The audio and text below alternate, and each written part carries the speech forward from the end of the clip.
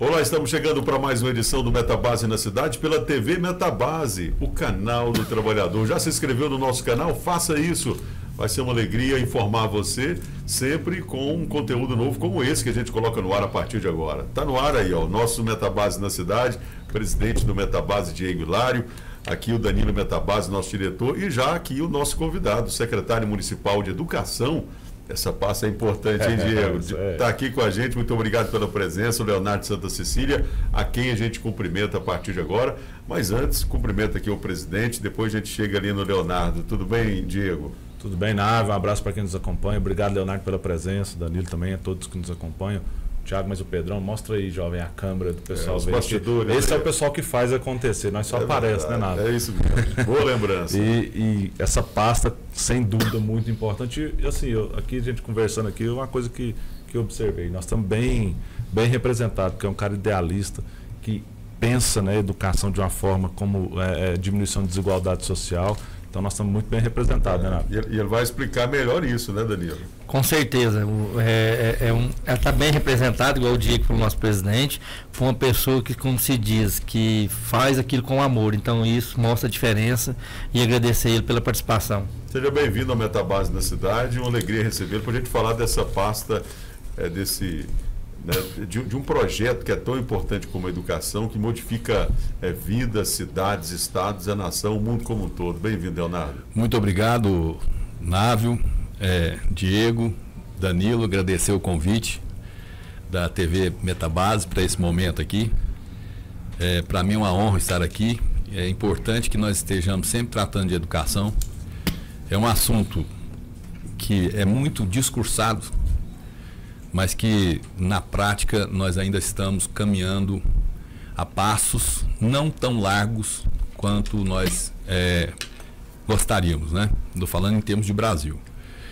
E isso é um compromisso que todo cidadão teria que ter e de entender que pela educação que ele consegue tudo. Existem países que já chegaram nessa conscientização de que ninguém é médico sem ser educado, ninguém é ensinado, ninguém é engenheiro, ninguém é presidente da República se não passar por uma escola. E a maior dificuldade que o Brasil tem hoje é diminuir ou acabar, que nossa intenção sempre foi, na minha visão ideológica, acabar com as desigualdades. Pois é, agora... E é através da educação que nós temos como fazer isso. Pois é, agora falou-se aqui que você é um professor idealista. Traduza isso para a gente, Leonardo. Na verdade, eu acredito, pelos exemplos que nós já lemos e vimos no mundo, que a transformação da sociedade é efetivamente pela educação.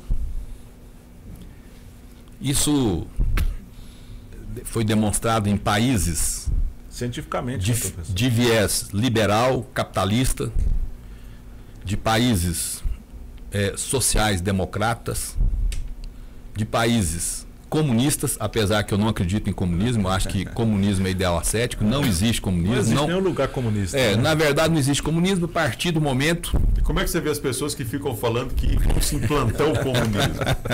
Aqui no Brasil, principalmente. Não pode dar cloroquina para elas.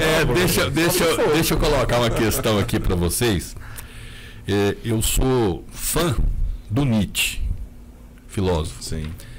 E o Nietzsche, ele coloca algumas questões como ideais ascéticos para diminuir a potência de viver do cidadão. E aí ele coloca algumas coisas que ele só acredita naquilo que é comprovável, o Nietzsche. E nesse sentido, ele fala que comunismo não existe, é um ideal ascético, ele fala. Por que é um ideal ascético? Porque o homem, o ser humano, por natureza, já é singular.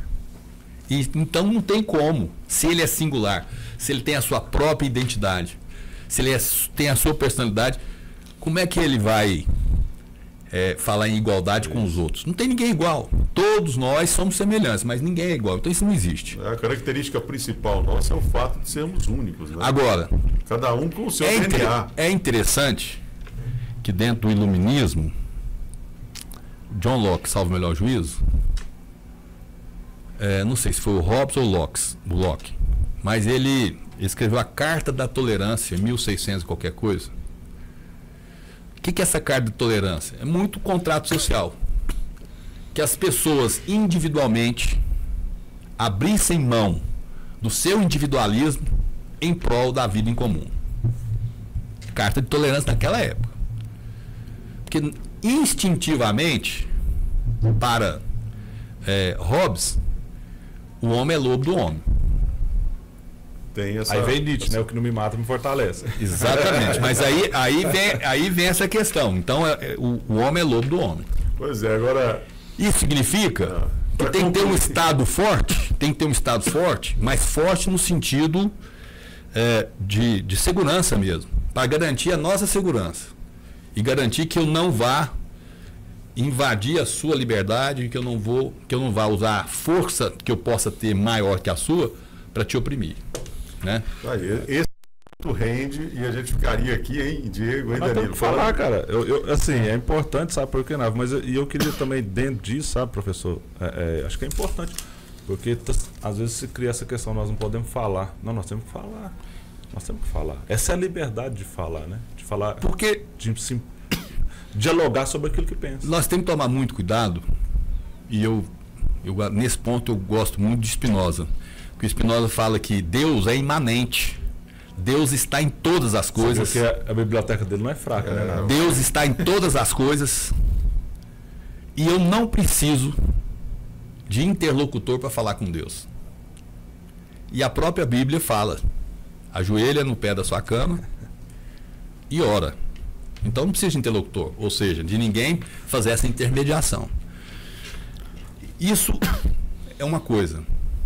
Outra coisa é, dentro do Estado, o poder que se dá à religião com fins políticos.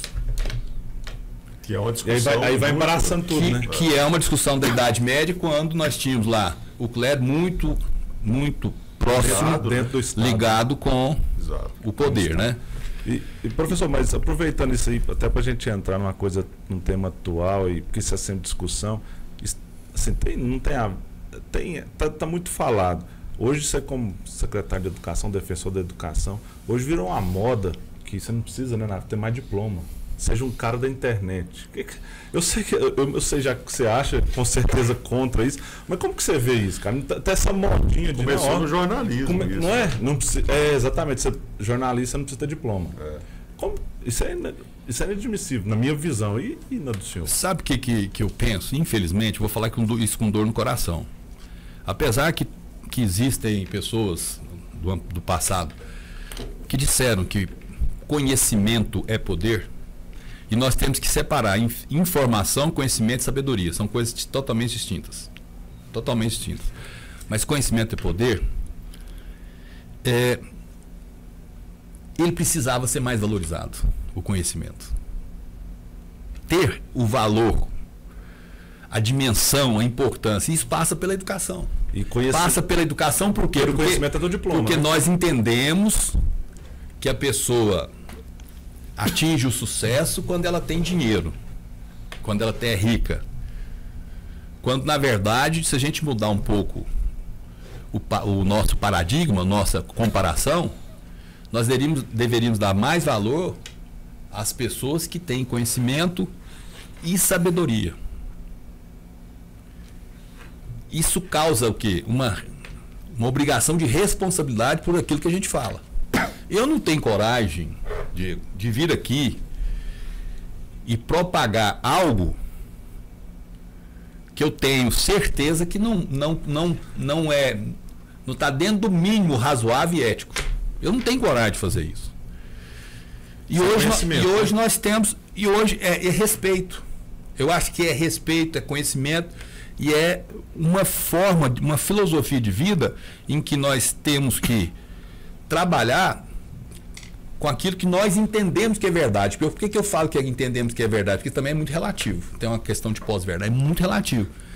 Mas tem coisas absurdas. E aí você vê na propagação da mensagem que hoje nós temos o que chama-se de viés de confirmação, que eu só vou querer me aderir àquilo que vai confirmar o que eu já penso. Quando, na verdade, a gente tem que estar sempre disposto a aprender, e aprender é aprender com aqueles que pensam diferente. Aprender é saber dialogar. Aprender é buscar aquela pessoa que você não concorda, mas que você pode ouvir. Sabe que o professor pensa, isso vai muito, todo mundo quer mudança, mas ninguém quer mudar. É mais ou menos isso, é o que você falou traduzindo, é isso. Todo mundo quer mudança, mas ninguém quer mudar. Né? E nós hoje somos presas fáceis por conta disso da inteligência artificial. Então a inteligência artificial te capta, te captura fácil. Por quê? Porque quando você pega e acessa o Google e você faz uma busca, automaticamente ele já entende que qual o perfil que você anda, qual o nicho que você gosta, o que você acredita, e aí ele vai só te fomentar com aquelas informações. E aí você vai se fechar numa bolha, e aí que é o perigo. Pois é, só para ficar claro e para a gente ir também passando para a nossa audiência, né? Foi o filósofo inglês Francis Bacon, que nasceu em 1561 e morreu em 1626, que cunhou essa frase e desenvolveu esse pensamento de que o conhecimento é poder. O Francis Bacon é empirista. Ele só acredita naquilo que é experienciável. Ele é na linha contrária ao Platão, que tem o idealismo platônico, né? Isso. Então ele é totalmente fora. Mas o conhecimento empírico é um conhecimento forte, né? A única interessante. Eu acho que a gente pode aliar as duas coisas, né? Você ter o conhecimento empírico e da parte da sua experiência fazer as evidências, mas sempre lembrar que toda ciência parte de uma interrogação. Você pode pegar, se você fosse fazer uma tese, você parte de uma hipótese e sempre em busca de algo para ser batido.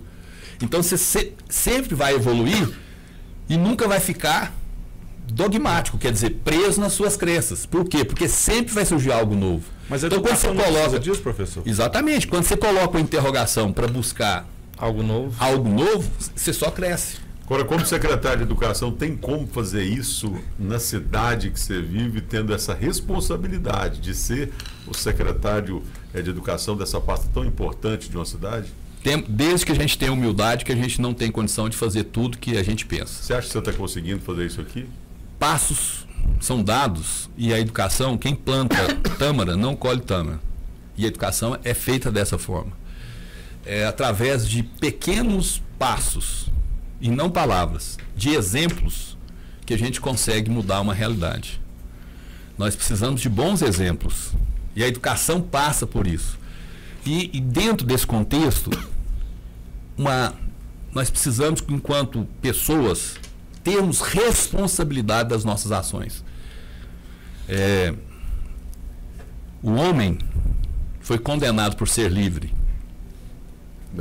A liberdade é um perigo. Jean-Paul Sartre, existencialismo. E aí, quando ele tem que fazer escolha, ele se angustia. E nós temos a mania, no Brasil, de terceirizar a responsabilidade, em todos os sentidos. Deu certo, aí foi eu. Terceirizar a responsabilidade. E quando você terceiriza a responsabilidade, às vezes você tenta tirar o seu, né? E quando, na verdade, nós temos que assumir que existem momentos muito mais difíceis, tristes, sofríveis, do que de felicidade. E encarar a vida. Essa é a questão. A responsabilidade da educação, ela é tripartite? Ela é Estado, município e União? Como que funciona? Exatamente. Como é que é a realidade de Catalão? Não, nós temos um sistema de educação no Brasil que é feito previsto na Constituição Federal, que a lei o artigo 205 e seguintes da Constituição Federal fala que todas as pessoas têm direito à educação, à escola, e que é dever da família, do Estado, oferecer isso. E aí tem uma divisão de funções prioritárias. Então você pega lá, educação básica. O que é educação básica? É educação infantil, alfabetização, fundamentação, o direito fundamental, o ensino fundamental 1 e 2 e o ensino médio. E esse é a educação básica. Para quem é da minha época, é tipo aquele... Primário e ginásio. Isso que eu fiz. Fundamental 1 é o primário, Fundamental 2 é o ginásio. Quinta, oitava. Só que agora é do sexto ao nono. Agora é do sexto ao Mudou, nono. do sexto ao nono. Então, o município, pela Constituição Federal, ele tem prioritariamente a obrigação de gerir a educação infantil, que é de 0 a 3 anos creche, 4 e 5 anos pré-escola, que seria o pré na nossa época. 4 e 5 anos pré-escola, certo? E o fundamental 1 e 2, pela Constituição, deve ser gerido em regime de colaboração com o Estado membro. No caso, Goiás. Né? Exatamente, no caso Goiás. E o ensino médio, prioritariamente, o Estado. Esse é só ele. Prioritariamente o Estado. Né? E o ensino superior, a União. Né? Em Catalão acontece essa divisão mesmo? Ou ela tem essa prioridade, ela muda um pouquinho? Não, nós tomamos, no município efetivamente cuida das creches municipais e de 4 conveniadas. Nós cuidamos hoje, a partir da entrada do governo Caiado em 2019, eles fizeram uma mudança na política do Estado, onde eles começaram a passar para nós todos os alunos do ensino fundamental 1, que é de 1º a 5º. E eles ficaram com todos do 6º ao 9º. E a gente trabalha hoje em regime de colaboração. Qual que é essa colaboração? O regime de colaboração, por exemplo, nós temos um projeto que chama Alfa Mais. Esse Alfa Mais é para alfabetização, de 1º e 2º anos. Na verdade, esse Alfa Mais ele pega pré-escola, jardim 1, 2 e 1º e 2º ano do ensino primário. Se chegou à conclusão, isso já foi lá no Ceará. O Ceará hoje é referência de educação no Brasil. E aqui não é verdade, porque tem gente que fala que não é, mas é verdade. Não vou entrar no mérito das melhores notas lá do IDE. Não vou entrar no mérito se a forma, o modelo que eles usam é o mais adequado, mas é o mais eficaz para esses resultados, para esses indicadores aí, né? Então, tanto é verdade que o ministro hoje da Educação é do Ceará, a presidente do FNDE é do Ceará, a presidente da SASE, que é uma secretaria que tem lá, é do Ceará, então tem várias pessoas, a presidente da UNDIM, que é a União Nacional dos Dirigentes Municipais de Educação, que eu sou presidente da região Centro-Oeste, presidente do Brasil é do Ceará. Então, eles chegaram à conclusão, e é certo, que se você investir na alfabetização pesado, muito provavelmente essa criança não vai ter dificuldade no ensino médio, quando chega da responsabilidade do Estado. Então, o ensino fundamental 2 e o Estado e o ensino médio. Então, o que eles fizeram? Eles pegaram e falaram, tem municípios que não têm condições financeiras de bancar uma educação boa. Então nós vamos fazer uma parceria aí, oferecer um curso, etc., para aperfeiçoar os professores e fazer uma forma de que todas as crianças estejam alfabetizadas, mas alfabetizadas com fluência. Inclusive tem uma prova de fluência. Bem alfabetizadas. Bem alfabetizadas. Foi o que o Ceará fez desde 2007 e que chegou hoje a um nível de excelência nesse aspecto, de quase que praticamente 100% das crianças alfabetizadas lá. E aí eles partiram em 2014, salvo melhor juízo, e eu tive semana passada em Goiânia num evento da Secretaria de Estado, e aí eles trouxeram um diretor da Pedagógica de Sobral, que é a escola, que é a cidade ilha do Brasil, que veio falar sobre a escola de tempo integral deles. Muito bonito a escola. Criança fora da escola tem catalão? Não. Existe criança fora da escola em catalão? Isso é uma questão importante que você levantou. Tem um Plano Nacional de Educação que ele tem vigência até 2024. Inclusive, eu faço parte do grupo de trabalho do Ministério da Educação atualmente para discutir esse assunto. E o ano que vem vai ser levado ao Congresso para se elaborar um novo plano de educação de 2025 a 2035. Na verdade, 2024 a 2034. E a meta 1 desse plano, que foi feito em 2014, ele tem prazo decenal, diz que até 2024, 50% das crianças de 0 a 3 anos, 50% das crianças de 0 a 3 anos tem que estar nas creches. Catalão hoje chega a quase 80%. E tem Nós temos creches em construção e em ampliação, que nós vamos chegar no final do governo do prefeito Adibelias praticamente com 100% ou mais. É até bom. Chega a 80 porque não tem vaga ou porque a demanda, assim, o pessoal já não leva? Não, já chega a 80, é o que a capacidade que nós temos para atender, né? Sim. E ainda tem uma fila, mas se considerar que Catalão hoje tem 113 mil habitantes, eu acredito que seja mais, mas 113 pelo censo, a nossa fila aqui é irrisória em relação aos outros lugares. Exatamente. Então, nesse ponto nós estamos bem. Com relação à pré-escola, a Meta 1 fala que até 2016, todas as crianças de 4, 5 anos, a partir dos 4 anos, aliás, até os 17, tem que estar na escola. Então, nesse caso, no Jardim 1, nós já temos vaga. Nós temos, às vezes acontece que a gente não sabe que a pessoa tem filho, não levou, a gente vai e faz a buscativa. Tem um trabalho de parceria com a Unicef. A Secretaria de Educação faz isso. Pode, essa investigação. Faz. Assim.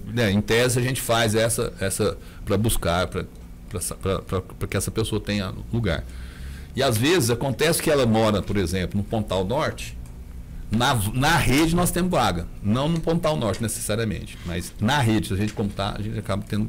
Então, porque talvez tem muita gente da região de agora, lá. aqui Catalão é uma situação que eu posso estar sendo mentiroso agora, porque está chegando aí 10, 20, 30 famílias. Todo dia chega gente aqui, né?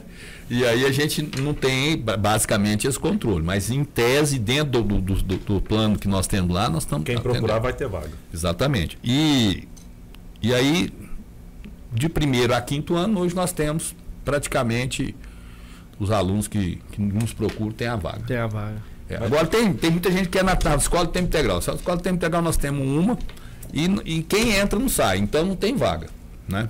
E a escola, hoje é também muito falado esses dias, está muito falado, né? A escola cívico-militar, ela tem alguma coisa a ver com a Secretaria de Educação não, independente? Não, o que aconteceu... Ela segue o plano de educação? Não, o que aconteceu foi o seguinte, antes do governo Bolsonaro já existiam as escolas cívico-militares, como tem ali o Tarte Campos, né? Uma escola, o Polivalente, uma escola excelente, muito bem gerida, exemplo de escola de tempo integral, uma escola, não por ser militar, mas é uma escola...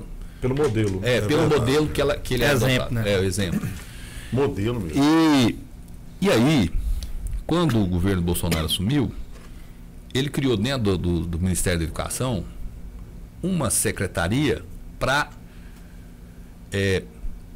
alocar militares dentro das escolas. Que não são as cívicos, no caso. Não tem nada a ver. Aí ele falou que é a escola cívico-militar, mas na verdade ele colocou lá assim, que ele entendia que se ele colocasse militar, ele ia colocar disciplina. Disciplina sob o aspecto de disciplina mesmo. Certo? Não de conhecimento. Aí o que aconteceu? Os militares ganhavam 20 mil, o professor ganhava 2, 3 mil. Militares, digo-se, na grande maioria das Forças Armadas, né? Só desses que ele colocou. Então, então, quando o governo atual falou, acabou esse projeto, mas não está acabando com a escola de cívico-militar, que já existia de competência da Polícia Militar como aqui. Isso é importante, né? Não tem nada a ver, nada a ver. Ele acabou com esse programa de alocar. Acabou com essa secretaria, vamos dizer com essa secretaria que alocava militares dentro da escola, e aí tinha um confronto entre o aspecto pedagógico e disciplinar, porque ficava uma dicotomia, né? Um conflito. Então, e o investimento era muito alto e não conseguiria suprir, se fosse fazer, pelo custo que era manter os militares nas escolas, não conseguiria fazer. Então ele pegou, o entendimento é que esse dinheiro pode ser melhor alocado, mas ele não está desincentivando as escolas militares que existem, muito pelo contrário. Isso é importante. Mas isso também, as escolas militares são importantes, mas aquelas que efetivamente exercem o seu papel. Agora, isso não quer dizer que só por ser militar é melhor que as outras, né? Mas é porque o dinheiro que é ali colocado é maior, o investimento é maior, e aí, naturalmente, onde tem mais investimento... O modelo é melhor. Exatamente, mas é porque o modelo é melhor porque tem mais investimento financeiro. Consegue se fazer melhor. Então, onde tem investimento maior em dinheiro, obviamente... Alguém tem que pagar o almoço, né, professor? Não existe almoço de graça, né? Para ser melhor, tem que alguém contribuir. Né? Exatamente. Então, é nesse sentido que a gente vê essa questão aí. Bom, bacana. Hoje, Leonardo, porque a gente assim, vê que tem a Secretaria Estadual e a Municipal, né? Hoje aqui é uma só em conjunto? Não, o que existe é... Cada município tem a sua rede municipal, cada município. E nós temos, em todos os municípios, a rede estadual. Aí, antigamente, tinha a Subsecretaria de Educação. Aí, agora lá onde era no Mercado Velho. Agora é Coordenadoria Regional de Ensino. Que ela está hoje em Catalão. Salvo melhor juízo, tem 40 no estado de Goiás, ou 43, divididos em regionais. E aí, a Daiane, que hoje é a coordenadora, a professora Daiane, ela cuida de Catalão e de mais 8 ou 9 municípios aqui no âmbito estadual. Cuida de Anhanguera, Cumari, Nova Aurora, Goiandira, Ouvidor, Três Rãs, Davinópolis, Campo Alegre e Catalão, né? Então ela cuida. E aí o regime de colaboração que nós temos é naquilo que a gente pode aproximar. Por exemplo, na alfabetização, que tem um projeto criado pelo governo do Ronaldo Caiado, que é inspiração no Ceará. Tanto é verdade que esse projeto a consultoria foi dada pelo Veveu, que é o esposo da Isolda Sela, que era ex-governadora do Ceará na última gestão, quando o Camilo saiu para ser candidato a senador, e hoje é a secretária executiva do MEC, e que foi a que implantou em Sobral a alfabetização da idade certa. Entendeu?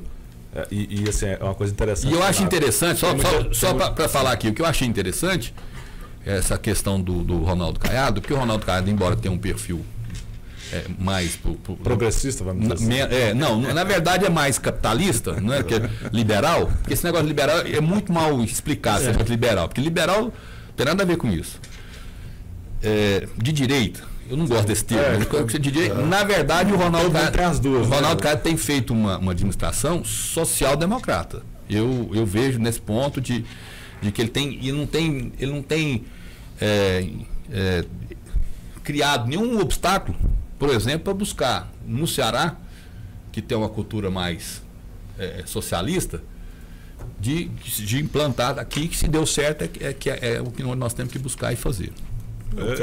O gestor ele tem que ver o que é bom implantar. E é interessante que isso tudo é lenda. Todo mundo acha que isso é lenda. Sabe por quê? Porque lá em Sobral, a Fundação Lehman tem lá. A Fundação Lehman. Um cara mais capitalista que ele é difícil. Tem um instituto. Veja, Lehman. João Paulo Lehman. Ele tem uma sede lá em Sobral. O Instituto Natura está lá. Então. É só o capitalismo. Tem várias empresas do terceiro setor que atuam na educação. Né? Então tem o Instituto Natura, tem a Fundação Vivo, a Fundação Lehman, tem o do Abílio Diniz, eu esqueci o nome dela, tem um nome também. Que também é uma. E aí tem muitos, eu não gosto de extremo, e tem muitos extremistas de esquerda que acham que isso aí atrapalha. Eu não gosto de escrever nem de lado nem do outro. Não, se efetivamente vem para contribuir. Independente do lado, né? É importante, né? Mas uma coisa importante também, professor, aproveitando sua presença, é assim, há-se um debate muito grande sobre a questão de merenda escolar. Eu queria que o senhor explicasse hoje, por exemplo, em cada R$10 gasto em merenda escolar. O que é do governo, o que vem do Estado, da União e do município? Do Estado nada, né? Da merenda não. Vem do governo federal. Houve um acréscimo agora quando o governo Lula entrou, ele deu mais um acréscimo que, pelo tanto que nós recebíamos 36 centavos para fazer por dia para o aluno. Meu Deus. 36 centavos para o aluno de ensino fundamental. Não que dá fica, um pão de ensino fundamental que geralmente fica 5 horas na escola, né? Ele aumentou, foi para 50 e poucos centavos. Percentualmente é grande, mas... O governo sabe que é 36 centavos. Como é que é isso, Leandro? Na verdade, é um subsídio. Na verdade, é um subsídio, né? Deve ter uma explicação. Não, mas eu imagino que é subsídio. Então ele imagina que as pessoas, eles não vão deixar os meninos deles passar fome. Eu não vou deixar. Entendeu? Guardibe, Nossa Senhora. Aqui em Catalão são quantos alunos hoje na rede municipal? 9.125. Data de hoje. Eu peguei, para vir para cá, eu peguei o atualizado do mapa. Pode ter chegado mais 10. Pode ter. 9.125 alunos. E Veja bem. E aí você não tem, vamos um pouquinho em números reais, tem R$4.000 por dia do governo federal para fazer a alimentação dele. Não, mas a gente tem que levar em consideração. Para fazer. Para ter vocês terem um parâmetro, a cada R$10, R$8 do município. O município que há. A cada R$10, R$8 do município. E assim, vamos imaginar, aqui o Danilo é presidente lá da Cefert, sabe que, vamos imaginar o seguinte, nós temos 200 dias letivos. Isso a população não tem noção, mas 200 dias letivos. Que eu vou falar agora. Vocês já organizaram festa? A festa é organizada no dia da festa? Não, nós já organizamos festa com 3 meses antes. 3 meses antes? Para fazer uma festa. Dá muito mais trabalho. Nossa Senhora. Pois é. O antes e o pós. Então eu vou contar uma coisa para vocês. Todo dia dos 200 dias letivos, nós temos que ter o transporte para buscar os alunos na zona rural e levar. São 4 pernas. Buscar, levar para a escola, levar da escola para casa e voltar. 4 trechos. Né? Nós temos que fazer isso. Nós temos que estar com os professores no horário. Dentro da sala de aula. Dentro da sala de aula. Nós temos que estar com a estrutura funcionando. Nós temos que estar com a cozinha funcionando. Ali, onde é feita a alimentação. Que é fogão. Toda a estrutura. Toda a estrutura. Você imagina. São 34 unidades. Nós temos que ter alimentação. Dentro do município e na zona rural. Total 34 unidades.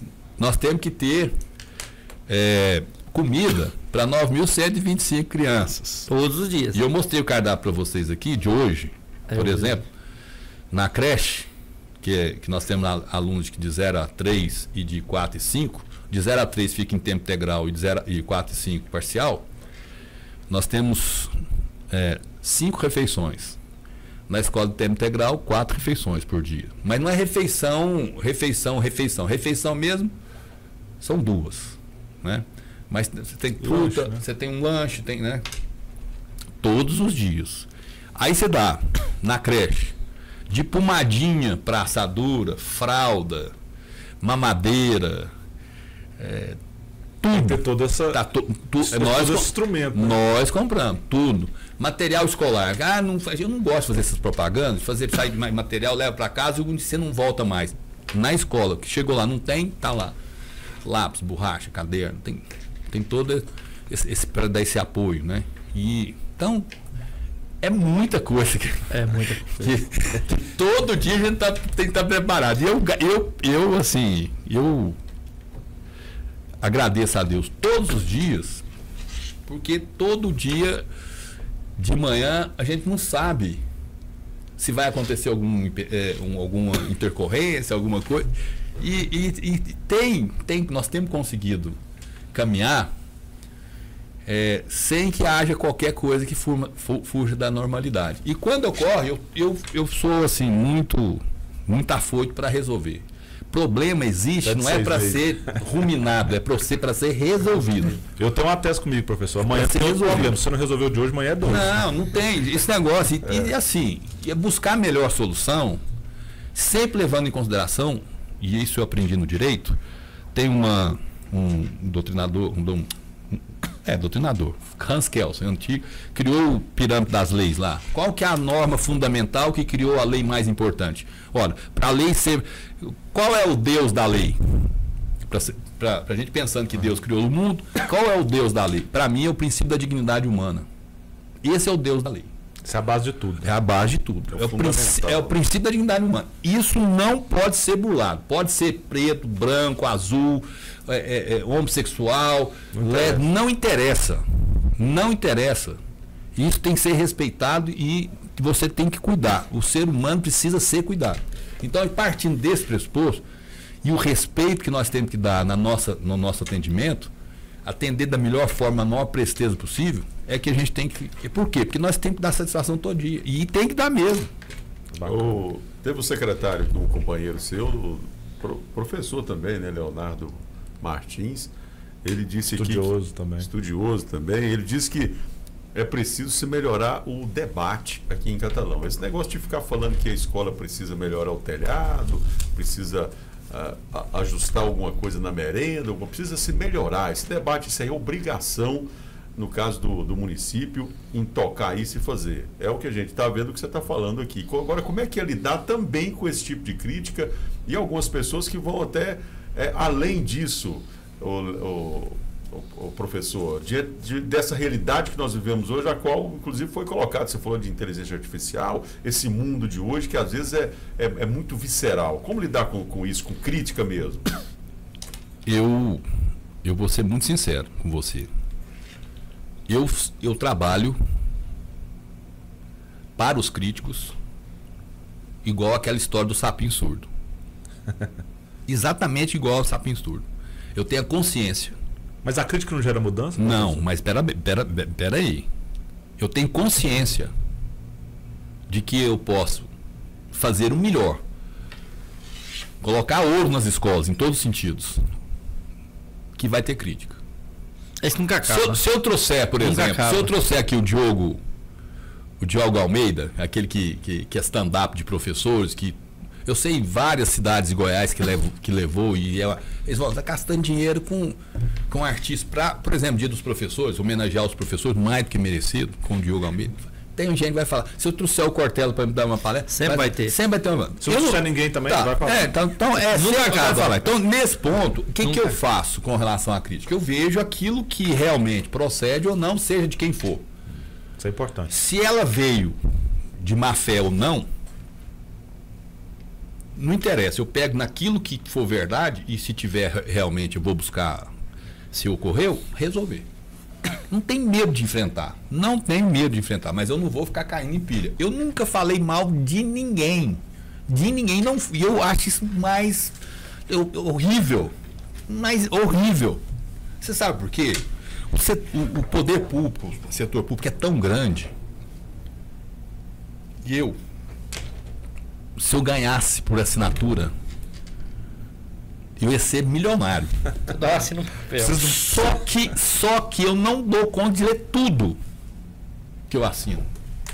Então eu imagino que quem esteve lá no meu lugar também teve esses problemas, essas intercorrências. E tem mais. Às vezes, pelo processo licitatório de fazer lá, vamos fazer uma escola nova.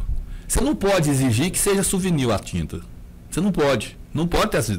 Então, o cara vai lá, fala que faz a obra. A licitação te obriga a ser mais barato. Então. Você vai lá colocar o preço mínimo de 1,5 milhão para fazer uma creche, e aí o cara fala que vai fazer por 1,2 milhão. Se tá regular tudo, eu tenho que acreditar nele, mas para depois chegar lá na frente. Aí a tinta não é souvenir. Dá problema, porque aí chove. Você sabe? Então, aí eu vou falar, não, isso não é. Né? Agora, nós temos que ter cuidado, nós temos que ter. Você vai pegando o manejo da coisa. Então, essas pessoas que ficam. Como dizia o Cortella, diz, né? Fazer o melhor dentro do que é possível. Isso, fazer o melhor com as condições que você tiver, porque quando as suas condições são melhores, você faz o melhor. Não existe fazer o possível, fazer o melhor. Então, ele dá o exemplo que ele morava de chão batido, que ele entrou lá, né? Sim. Brilhava. A canequinha da mulher brilhava, que dentro das condições que ela tinha. E é isso. Agora, nós temos que parar lá. Diego, nós temos que largar de ser hipócrita. Não, mas é hipocrisia demais. Você sabe, macaco senta no rabo, faz do cotó da cutia. Tem que parar com isso. E catalão acho que é fora da curva. Esse ditado é fora da curva. Esse ditado aí é antigo, hein, professor? Pois é, não, tem que parar com isso. Vamos trabalhar. Vamos salmar. É impressionante que eu estou te falando, 200 dias por ano, né? Nós estamos lá há 7 anos, tudo, então você pega aí quantos já? 1.400 dias. 1.400 dias, né? 1 ou 2 aconteceu, né? Algum detalhe, nossa, mas cai matando e aquela. Você falou aí de 1,5 milhão para a escola, para uma creche. Vamos contextualizar aqui, acho que é importante também, até como uma prestação de serviço aqui do Metabase na cidade, a TV Metabase, para a nossa audiência, não só os trabalhadores que nos acompanham, mas a sociedade como um todo. E essa é a proposta desse projeto, viu? E a audiência está melhorando cada podcast que passa, né? Nós mandamos aqui, professor. Né, nossa lista aqui de contatos, ela tem 10.350 contatos. Então, assim, vai esparramando de uma maneira que parabéns. Que, assim, eu espero que vocês tenham sempre um compromisso com uma coisa que seja séria, que seja profícua, para que as pessoas há 12 anos nós temos efetivamente sejam bem informadas, né? E nós estamos aqui, né, assim, sempre na busca de trazer essa informação, né, porque o sindicato, para mim, nunca foi só fazer relação capital-trabalho, ele tem que ir além, porque ele é um ator social. Na minha humilde opinião, o único ator social capaz de transferir riqueza do patrão para o empregado. E isso gerar toda uma sociedade. Então, quando nós negociamos aqui alguns milhões, por exemplo, num acordo, né, de PLR, por exemplo, esse dinheiro é gasto aqui, ele gera tributo. E esse tributo vai para a educação, melhora a educação, diminui a desigualdade social. Então, todo ator social, para mim, tem essa importância. Então, por isso que nós entendemos, sabe, professor, da importância do sindicato. Mas eu queria te fazer uma pergunta assim, mais de cunho, vamos dizer, no sentido pessoal. Por que o Leonardo Santa Cecília, advogado, coordenador do curso de Direito, resolveu, assim, cara, não aceitar esse desafio de ser secretário de Educação? Depois vamos falar, pensa um pouquinho aí, porque eu quero saber dessas escolas. Teve escolas que estavam paradas aqui, terminou, não concluiu, as que foram concluídas, tem mais projetos para outras escolas, né, Danilo? Isso. Ele estava falando aqui até antes de começar, né, as reformas das escolas que está tendo, e com isso é o que ele falou antes. Às vezes está faltando alguma creche para acabar de dar o 100%, com essas reformas, né? Com certeza o ano que vem. E ele estava mostrando em off aqui o cardápio aqui, eu falei assim, dá vontade de voltar para a escola e bombar, viu? Fica com medo. Mas vamos lá, agora você resposta pro o cardápio. Você sabe que teve uma vez, em 2013, sei lá, 2014, a minha esposa é professora efetiva do município. E aí eu falei para ela, se um dia eu fosse convidado para trabalhar no setor público, eu não iria para a procuradoria, não quero. Eu quero ir para a educação. Eu falei, você é louco? Isso é advogado falando. Eu falei, eu queria ir para a educação. Aí ela falou, não, você não, do jeito que você é, assim, todo fechado e tal, você não tem perfil para estudar. Não tem. Eu falei, tá. Aí passou 2016, antes da eleição, junho de 2016, o Adib foi lá no escritório e a gente advogava na campanha, né? Aí ele foi, perguntou, né? Falou assim, o que está precisando de você? Falei, se eu ganhar, não sei se vai, nós estamos bem encaminhados aí, as perspectivas são boas, né? Você assume a Secretaria de Educação? Aí você lembrou do que você tinha falado com a sua esposa. Eu peguei o telefone, era às 9 horas da manhã mesmo, eu peguei o telefone, peraí um pouquinho. Liguei para ela, você está podendo atender? Fala para o Adib aqui, o que eu aceitaria se um dia eu fosse chamado para trabalhar no setor público. Passei o telefone para ele. E aí ele falou assim, arrepiei. Ele falou, então, não sei, só que eu entrei e hoje foi o ato mais louco que eu já fiz na minha vida. Hoje eu tenho certeza disso. E foi o mais importante também para o meu crescimento pessoal. Bacana, né? Hoje você vê esse. Eu não sabia o mato que eu estava ganhando. Eu não sabia, não tinha noção. Porque assim, era grande, né? Não é isso, é só isso. Porque você tem uma visão mais técnica da coisa, e não é assim. Você tem que ter uma capacidade política. Um traquejo. Traquejo. Político administrativo. Que não é fácil. Para saber.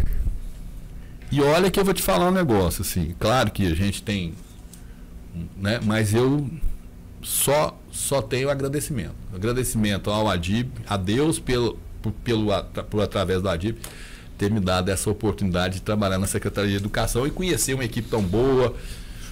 Competente. As coisas foram acontecendo, muita coisa nós temos para fazer, nós muito mesmo, nós temos que dar muitos passos ainda. Mas e não só. Aproveitando que o Navio falou, professor, o que fazer? Quais são os projetos futuros, assim, de uma maneira geral? O que ainda precisa ser feito? Porque você está quase todo mundo na escola. A merenda, o cardápio aqui, eu fiquei admirado, é boa. Você tem o que fazer? Nossa, que pergunta boa. Você levantou a bola para mim. A qualidade dos alunos. E a qualidade dos alunos é através da qualidade do que nós damos para eles. Uma qualidade que eu digo pedagógica. E como fazer isso? Nós vamos fazer. Porque você não tem autonomia para mudar o plano de educação no município. Mas não é nem por isso. Não é nem essa questão. É você buscar estratégias para fazer com que todos os alunos consigam ser alfabetizados. Eu estou falando, esse é o maior desafio nosso, por quê? Porque nós cuidamos de alunos de 1º a 5º, de 0, quer dizer, creche, pré-escola, de 1º a 5º. Então, se nós conseguirmos que esse aluno seja alfabetizado, bem alfabetizado, e dar a ele condições dele fazer raciocínios, contextualizações, Entender um texto. entendimento de texto, interpretação de texto. Ele vai virar um cidadão mais crítico, não né? Melhor. Não tem outro caminho. Vai refletir no futuro. Mas quando eu falo alfabetizar, não é aquela alfabetização. Não, alfabetizar no sentido amplo. Então, e é o que nós estamos hoje, o Estado de Goiás e o Brasil inteiro.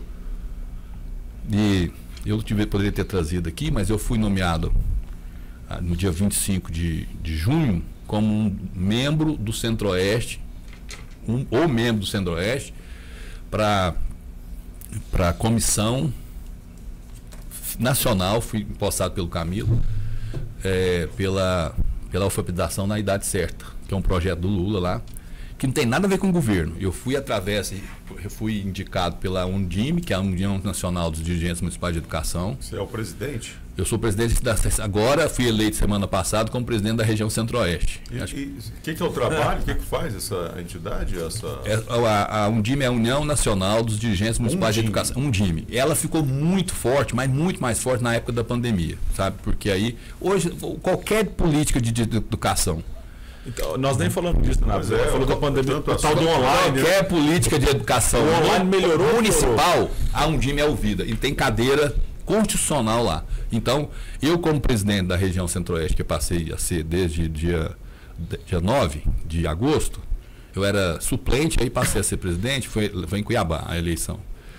E aí eu tenho assento para discutir essas pautas. Então, faço parte do grupo de trabalho que está discutindo o Plano Nacional de Educação, faço parte do Fórum Permanente de Políticas de Salário de Professores. Né, para Catalão. Muito importante. Eu ia fazer uma pergunta bem Clarissa, o que Catalão ganha com isso? Na verdade, hoje todo mundo sabe que Catalão existe dentro do MEC. Pois é. Tá lá dentro, entendeu? Representa a cidade, né? Todo mundo sabe que eu mediei uma mesa no Fórum Nacional em Cuiabá, do Plano Nacional. Então, tinha lá a presidente da AMPED, que é a Associação Nacional dos pós-graduação, né, e pesquisa. É um protagonismo, na verdade, a resposta é essa, é um protagonismo que projeta, no caso, a cidade, né? Não, porque no debate nacional. Porque eu acho que assim, uma questão que falou, o secretário de Catalão pode até não saber nada, mas ele engana bem. Então... Sabe. Mas só aproveitando para ele estar aqui. O Návio está apertando meus passos aqui. Professor, só para não passar batido, essa questão da pandemia, o online, você viu como melhorou a educação, piorou? O que você vê essa questão? Vai ser do futuro ou não? A pandemia, mesmo? Isso. A pandemia no ensino não poderia existir. Lógico. Morreram 700 mil pessoas, muitas muitas não morreram, mas sofreram e não vale a vida de uma pessoa por conta de experiência. Mas aí, falando de Nietzsche, já que ela existiu, e vamos ver o que nós podemos buscar dela de algo que possa ter dado uma experiência para nós. Primeira experiência, o professor é fundamental. Sem professor não. Essa é a primeira conclusão. Que o professor é fundamental e ele precisa ser mais valorizado. Ele precisa ser mais valorizado. O ensino também precisa ser mais valorizado. Esse é o primeiro. O segundo, mostrou o tanto que nós estávamos atrasados em termos pedagógicos. Nós estávamos longe. E a linguagem muito longe do aluno com o sistema. Então nós temos que aproximar isso aí.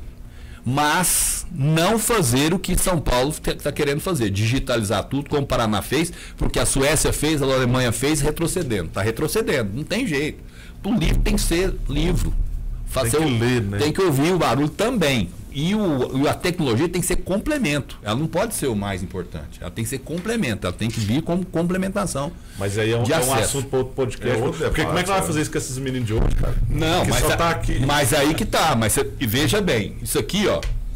Se eu tivesse isso aqui na época que eu era estudante, hoje eu era um avião. Porque a biblioteca está aqui, antes tinha Barça. Tadinho da Barça, isso aqui Isso é bom, mas saber usar, né? É saber usar. Saber usar. Ninguém usa mais. É saber usar. É saber usar. Então, assim. O aluno do direito não usa mais. Nós precisamos entender isso. Que saber usar, né? Então, esse foi outro ponto. E o outro ponto que a escola, enquanto instituição, é fundamental também. Então, esse negócio de homeschooling, fora. Não tem. Homeschooling não existe. Isso não tem cabimento. A escola é fundamental, inclusive, para a família, né? Porque a escola é fundamental para a socialização do sujeito. A socialização. E hoje, eu recebi uma decisão judicial aqui de Catalão, que veio me impondo matricular uma criança autista, não que nós não quiséssemos, mas é porque ela estava numa fila de espera, que é de 0 a 3. E nós tivemos que colocar, porque ela é autista, esse foi o argumento do juiz, e ela precisa de socializar. E qual que é a política do município para esse tipo de situação? Nós temos um trabalho lá na secretaria, um departamento próprio para fazer, e nós queremos incluir sempre. É fundamental. E temos melhorado. Não, a decisão porque ela não tinha. Ela estava numa fila de espera que a criança 0 a 3. Porque a sala não cabe, né? Porque ela criança 0 a 3, como no Plano Nacional de Educação, até 50%, até 2024. Nós estamos com 80%. Então o juiz falou, não, mas pelo fato dela ter autismo e ela precisa se socializar. Então, veja bem. Na escola é que você vai acabar com o preconceito, você vai acabar com o racismo através da convivência de todos no mesmo espaço. Nós não precisamos ser iguais. Mas cada um precisa ter o mínimo para partir, para cada um para a sua vida. Isso é importante. Não precisamos ser igual. Mas a educação precisa ser de qualidade para todo mundo. E isso é fundamental. Pessoas diferentes, seres humanos iguais, né? Tá aí na campanha. Mas não tenha dúvida. Não tenha dúvida. Aí é uma questão de respeito. Eu não quero saber se eu concordo, se eu acho certo, se eu acho errado. É que existe. E a pessoa quer. E é ali que ela vai aprender. E aí, eu vou até conclamar as pessoas aí que vão para a igreja. Nunca vi tanta gente indo para a igreja, mas nunca vi tanta violência ao mesmo tempo. Ó, você quer uma coisa mais certa? Já que falou. Lembrando que a igreja também é muito importante. Falando de filósofo, o maior filósofo que teve no mundo chama-se Jesus. Estou falando um homem como histórico, não como divindade, mas como ser histórico. Jesus, e o que ele pregou? Ele pregou o amor. Ué, se o cara nunca julgou ninguém, se o cara acolheu todo mundo, e eu estou indo atrás na igreja para falar dele, ué, então tem que seguir ele, que eu vou seguir o exemplo de quem? Então tem alguma coisa errada. Tem gente indo lá só para passar o tempo. Porque nós então coisa errada. Não vamos perder tempo, porque tempo é a coisa mais valiosa que nós temos. Então, que a gente use bem o tempo para essa finalidade também. Passa muito rápido, e o meu está acabando e já acabou. Professor Leonardo Santa Cecília, secretário municipal de Educação, falou com a gente hoje aqui nesse podcast. A gente agradece a participação. E olha, bacana, né? Hoje bacana. A gente elevou ainda mais aqui com tantos pensadores. Nós fomos de Nietzsche a Spinoza, né, a Bacon, vou te contar, o negócio foi alto. Isso aqui é aula, hein, Danilo? Eu fiquei mais escutando hoje, porque eu fiquei a aula dos dois lados aqui, eu só. Eu queria aprofundar uma discussão com ele ainda sobre Anísio Teixeira, sobre Darcy Ribeiro. O Anísio Teixeira dos pioneiros, né? Você sabe, o Manifesto Pioneiros, 1932. Fundamental. Inclusive, o INEP ia ter o nome do Anísio Teixeira. Isso é da nossa época, não, hein? Não, excelente. Professor, muito obrigado, sou fã dele. Um bate-papo bacana. E essa é a ideia do Metabase na cidade. Não é fazer debates desnecessários. Até necessários às vezes, mas não é aqui. Aqui é conhecimento, informação, descontração, entretenimento, tudo junto, né? Misturado para o trabalhador, para a sociedade. E, assim, de verdade, nós, né, Naf, estamos elevando cada vez mais o sarrafo, como você diz, e a sua presença aqui nos honra muito.